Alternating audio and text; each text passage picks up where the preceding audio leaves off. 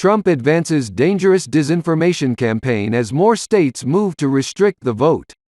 Donald Trump's speech before the North Carolina Republican Party Saturday night was a reminder of the danger the former president poses as he undermines America's election system while attempting to reassert himself as kingmaker on the national stage.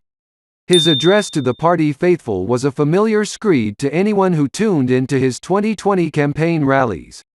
He attacked President Joe Biden's foreign policy maneuvers, claimed Biden is destroying the economy, insisted that he deserves more credit for the rapid development of COVID-19 vaccines, and argued that the radical left and cancel culture are destroying America's freedoms.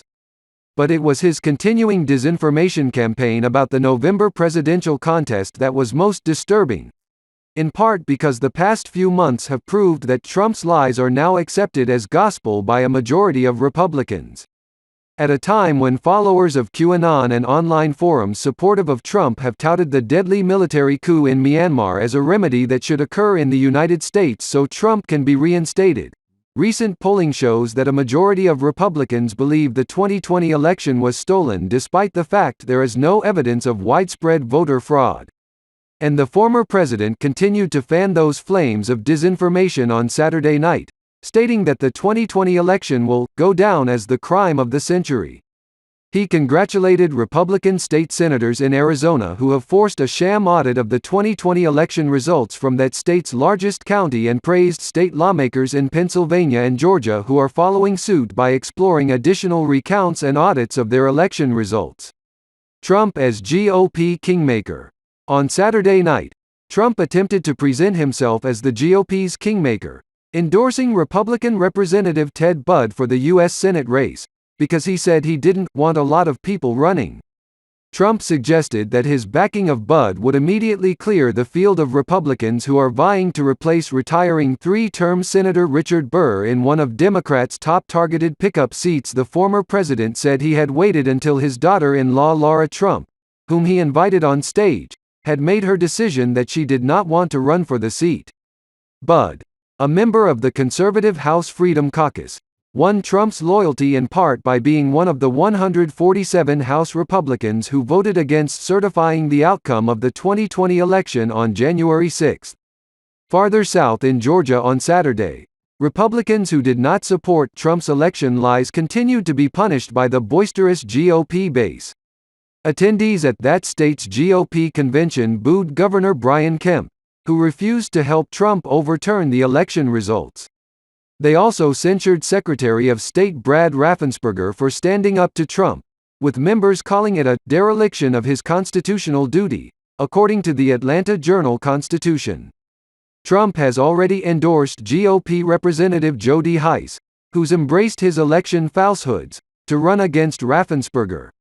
Anti-Trump Republicans speak up. While Trump still enjoys a strong grip over the Republican Party and is flirting with the possibility of another run for the White House in 2024, a small but increasingly assertive group of anti-Trump Republican leaders are speaking up to combat his election lies.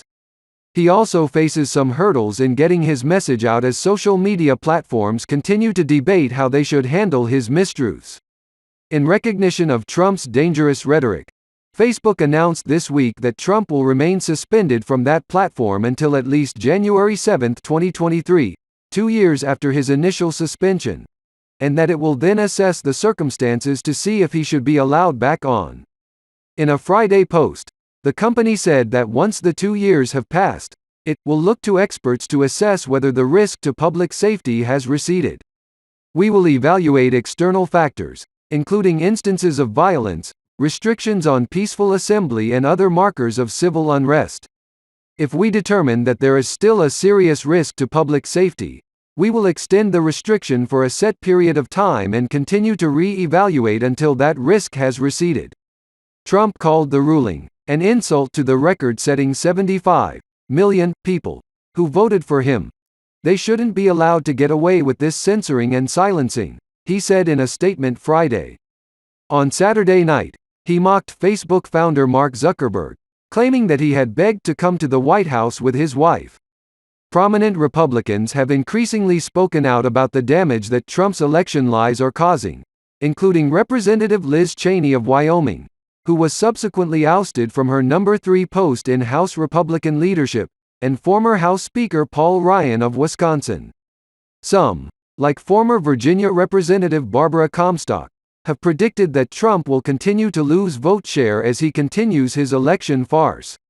"He's fading as a figure," Comstock told CNN's Pamela Brown on Newsroom Saturday before Trump spoke.